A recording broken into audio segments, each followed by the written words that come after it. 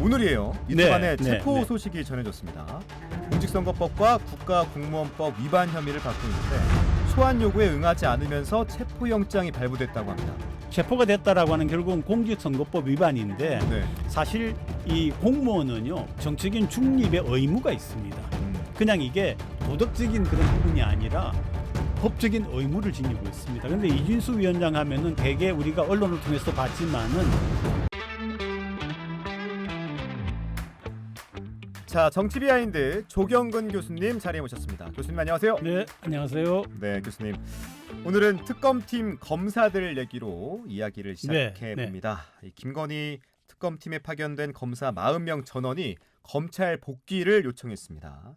이 검찰청 해체한다면서 우리더러 수사, 기소, 공소 유지를 하라는 게 옳은지 혼란스럽다라는 건데 사실 이 정부의 검찰 개혁에 반기를 드는 모양새다라고 네. 해석할 수 있을 것 같거든요.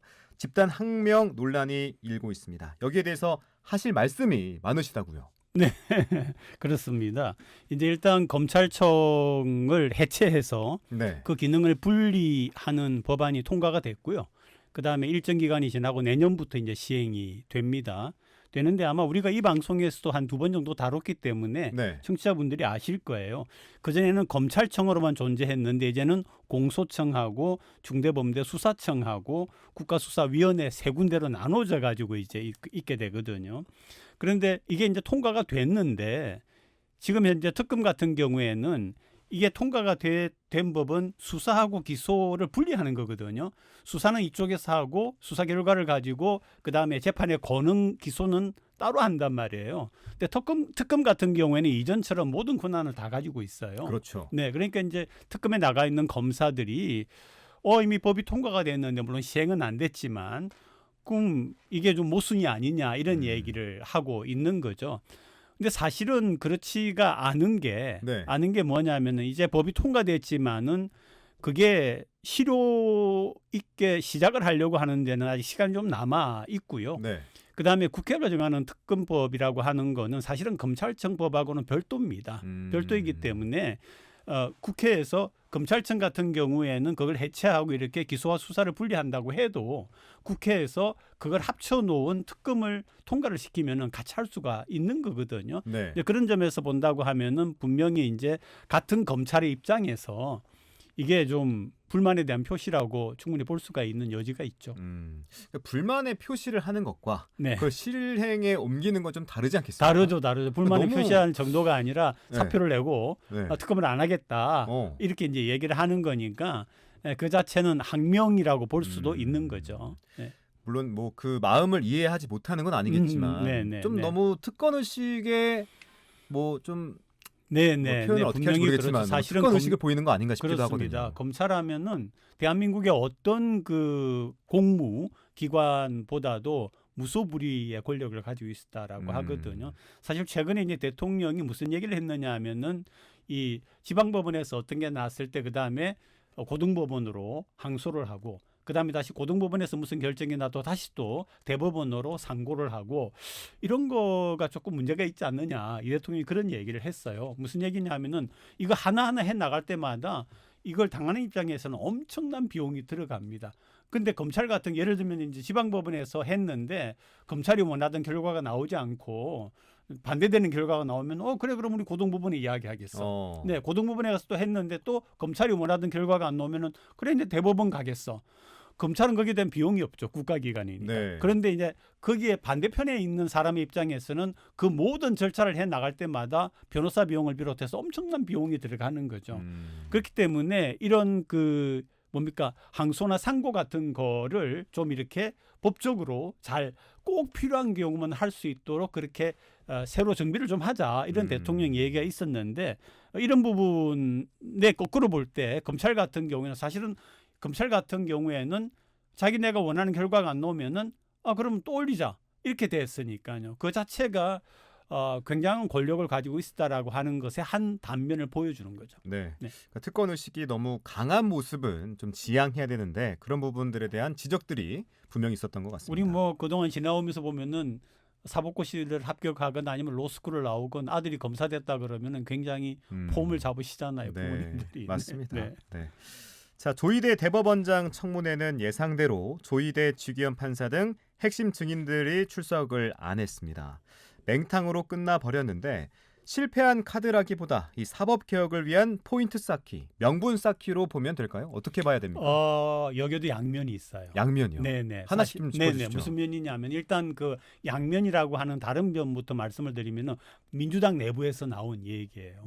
이게 이제 사실은 이 청문회라고 하는 결정이 법사위에서 난 거고 법사위가 진행을 한 거거든요. 그렇죠. 추미애 위원장이지 네네. 않습니까? 그래서 대통령은 협치의 방향으로 나가려고 하고 뭔가 좀 사실 이런 일들이 계속 있으면은 국민들이 피곤하잖아요. 네. 계속 싸우고 있는 걸 싸우는 봐야 모습만 되거든요. 봐야 돼요. 그러니까 대통령은 이제 그런 거 좀 피하고 싶어가지고 예. 협치로 나가면서 좀 이렇게 하는데 추미애 위원장 같은 경우는 계속 강공으로 나가고 정청래 대표도 마찬가지고요. 네. 거기에 대해서 이제 대통령도 조금 다른 좀 뉘앙스를 이렇게 하기도 했는데 그럼에도 불구하고 계속 강성으로 나가고 있거든요. 있기 때문에 그래서 다시 말하면 민주당 안에서도 무슨 얘기가 나왔느냐 하면은 굳이 청문회를 할 필요가 있었느냐.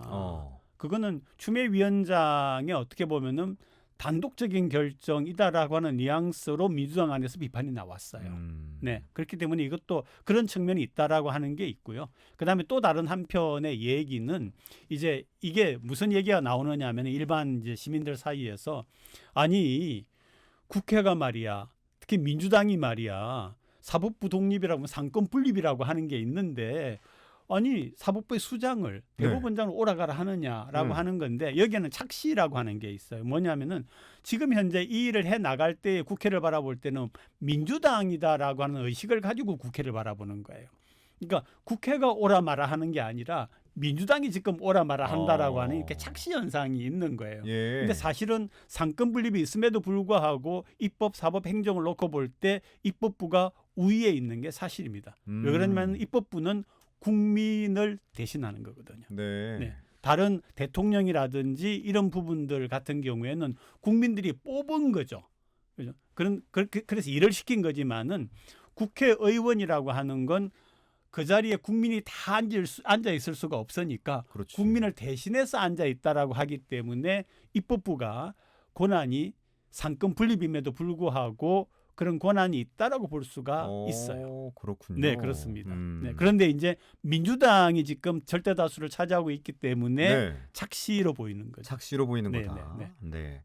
이 청문회가 성과 없이 끝이 나면서 10월 15일 이 대법원에서 현장 국정감사를 실시키로 했는데 이 자리 역시 이 조희대 대법원장, 주기현 판사 모두 사법부 독립 또 재판 중립을 내세워서 응하지 않을 가능성이 크다는 예측이 나와요. 네. 교수님은 어떻게 생각하십니까? 사법부로서는 사실 자존심이 굉장히 상하는 일이죠. 아까 제가 그런 말씀을 국회가 국민을 대표하고 대신하기 때문에 상권 분립의 균형이 있음에도 불구하고 우위라고 말할 수는 없지만은 국회가 오라고 하는 거는 국민이 오라고 하는 거다라고 헌법적으로 봐야 된다라고 말씀을 드렸음에도 불구하고 이분들 입장에서는 우리는 지금까지 정치에 휘말리기를 원하지 않았고 우리가 법이라고 하는 헌법이라고 하는 기초 위에서 우리의 일을 다 해왔는데 왜 거기에 대해서 당신들에게 불리하다고 해서 우리를 자꾸 불러 그리고 우리를 비판하느냐 이런 입장이기 때문에 사실은 사법부의 그런 대법원장이라고 하는 것은 자기네의 수장이거든요. 오라가라고 이렇게 몰려있는 입장을 볼 때에 사법부가 그런 모습을 보이는 것도 일견 이해가 되는 거죠. 자, 이 주기현 판사 얘기를 좀 더 해보고 싶습니다. 내란 재판을 맡고 있지 않겠습니까? 이분을 둘러싼 이 룸살롬 접대 의혹에 대해서 법원 감사위원회가 현재 확인된 사실관계만으로는 징계 사유가 있다고 판단하기 어렵다는 심의 결과를 내놨습니다.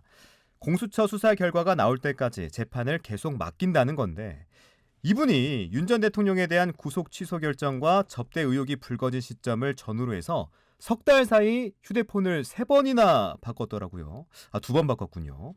이 의혹이 여전한데 아무런 조치를 못한다는 게 갑갑하긴 합니다. 이분이 재판을 계속하는 게 맞을지 어떻게 생각하십니까? 그냥 본인이 조금 뭐라고 그러죠? 의혹이 풀릴 때까지 지판사 같은 경우에는 풀릴 때까지 그러면은 내가 뭐 중단을 하겠다라든지 이런 입장을 보인다고 하면은 굉장히 좀 좋아 보일 수도 있을 것 같아요. 네. 그런데 이제 한편 거꾸로 보는 입장에서는 집판사가 현 정부나 정부 여당에 좀 반하는 그런 결정 쪽으로 쭉 왔는데 네.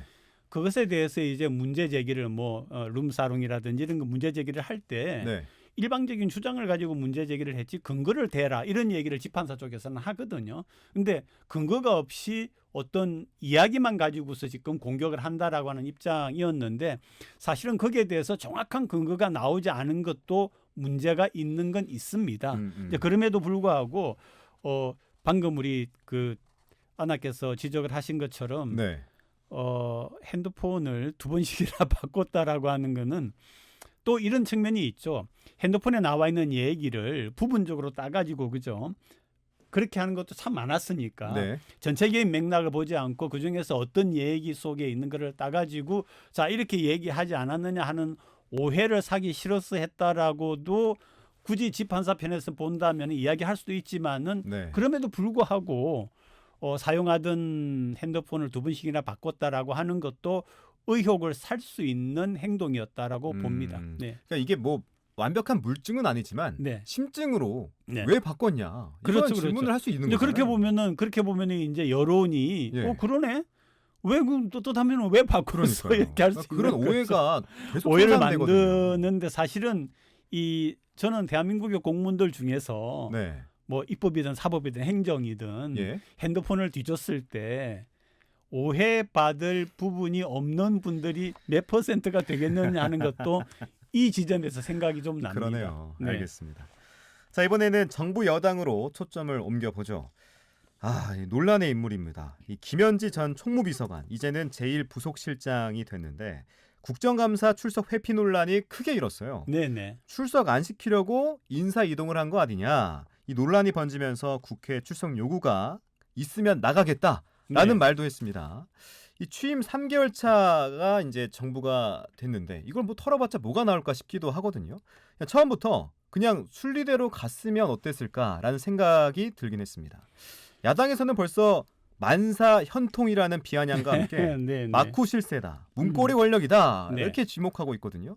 김현지 실장을 둘러싼 논란은 어떻게 보고 계십니까? 김현지 실장이 이제 이 대통령이 되기 전부터 가장 옆에서 이렇게 보좌를 해왔던 그런 사람으로 알고 있거든요.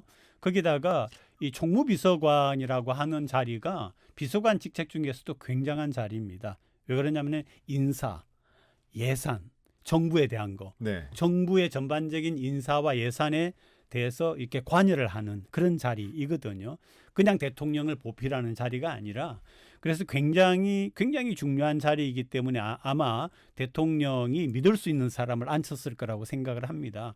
그러니까 처음에 이제 이런 얘기가 지금 얘기하신 그런 얘기가 국회 출석하라는 얘기가 나왔을 때에 나가겠다라고 하는 입장이었어요.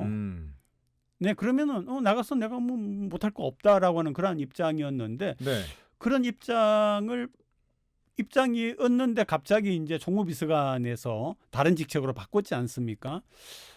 조금 전공법을 좀 쓰면 어떨까? 네, 이 대통령이 사실은 전반적인 정책을 잘하고 있거든요. 제가 볼 때는 그렇군요. 외교 부분에서도 하고 있는데 조금씩 이런 인사 부분에서 조금씩 이 잡음이 나오기 시작을 하면은 조금 왜냐하면 국민의 입장에서는 이제 5년 임기 중에서 채 1년도 다 가지 않았는데 벌써부터 이렇게 되면은 우리 민생이라든지 대한민국의 경제라든지 이 모든 것이 어떻게 되느냐는 걱정이 있는 거거든요. 네. 물론 이제 만약에 가가지고 이 김현지 비서관 같은 경우에 가가지고 이제 국회에서 온갖 또 그런 얘기를 해대면은 그게 또 대통령에게 주는 그 마이너스라고 하는 게 차라리 이렇게 하는 마이너스보다는 더 크기 때문에 차라리 바꾸면서 듣는 얘기가 낫지 않겠느냐 그런 결정을 내렸을 거라고 봅니다. 네. 네. 저희가 방금 그 주기현 판사 휴대폰 얘기를 하지 않았습니까? 네. 그러니까 뭔가 안 보여줄 때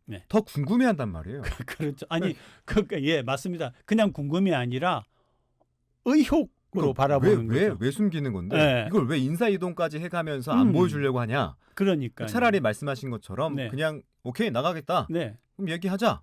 이렇게 하고 했을 때 나서 하면 되는데. 만약에 어떤 부분에 대해서 막 비판을 국회 안에서 해대면 거기에 대해서 또 이야기를 계속 해 나가는 거죠. 그 청문회 자리에서건 아니면은 다른 자리에서건 하면 되는데 이걸 싹 자리를 바꿔 가지고 이제는 자리를 떠났으니까 뭐 해당이 없다 이렇게 해버리니까 예. 왜 그렇게 일을 하지? 이런 생각이 또 드는 거죠. 맞습니다. 네. 그러니까 다시 말하면은 대처의 방법이 네. 조금 그렇지 않느냐 이런 생각이 드는 거죠. 네. 자, 이재명 대통령이 성남시장 시절부터 함께해온 참모들이 이 성남 경기 라인인데 김현지 실장도 그렇고요. 김용, 정진상, 김남중 같은 인물들 사실 뭐 정통 엘리트의 코스와는 좀 달라 보이는 인물 인사거든요. 거리가 좀 있어 보이는데 이런 점들이 쌓여가지고 공격 포인트가 되는 거 아니냐 이런 지적들도 좀 나오는 것 같아요. 저는 좀 다르게 봅니다. 왜 그러냐면은 이 정치와 상관되는 부분에 있는 거는 예. 솔직히 말하면 조정의 역할이에요. 조정? 조정. 네. 컨트롤하는 역할입니다. 예.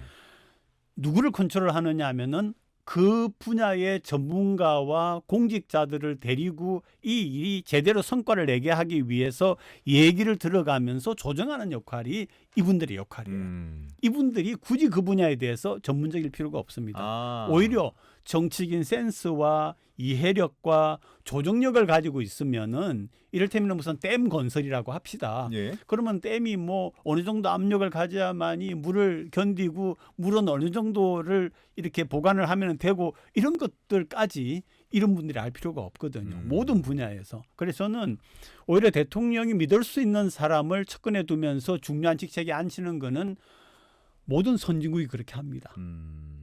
그렇기 때문에 그 부분에 대해서 공격을 한다라고 하는 거는 뭘 잘 모르는 공격이다라고 볼 수가 있을 것 같아요. 그러니까 대통령의 의중을 제일 잘 아는 사람이 네. 앉아야 되는 게 맞다. 그리고 이제 대통령 옆에서 적어도 이재명 대통령이라고 하는 사람이 정치인, 시장과 또 도지사로 대통령으로 오면서 가졌던 정치적인 커진 역량이 있지 않습니까? 그렇죠. 밑에서 보자는 사람들은 함께 그 역량이 커집니다.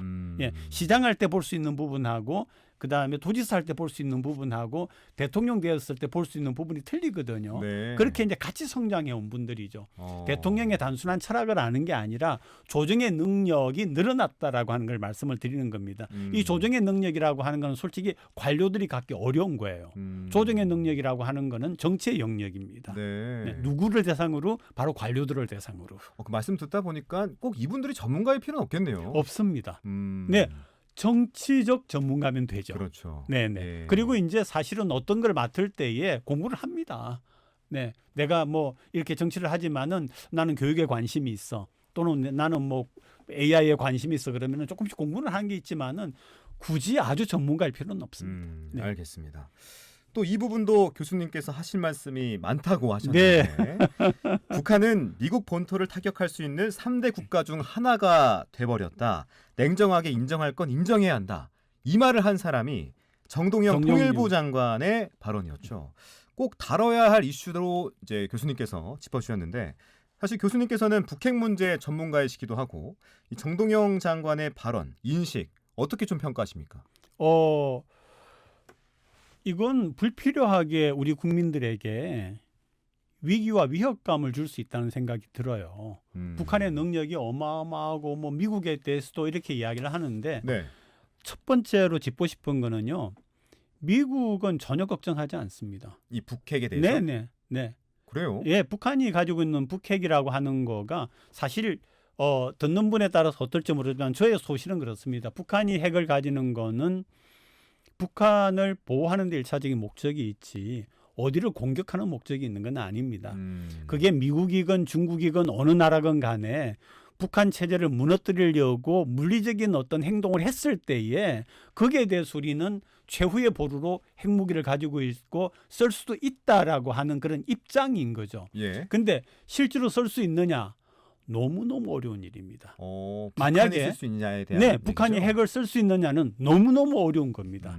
네. 그리고 또 하나 썼다고 해도 그건 효과를 못 거둡니다. 왜냐하면 미국은 첨단의 방어 시스템을 가지고 있습니다. 북한이 그럴 리도 없지만 북한이 핵무기 몇 개를 발사했다 해도 미국에 도달하기 전에 다 떨어집니다. 두 번째, 자 우크라이나하고 러시아가 전쟁 중이죠.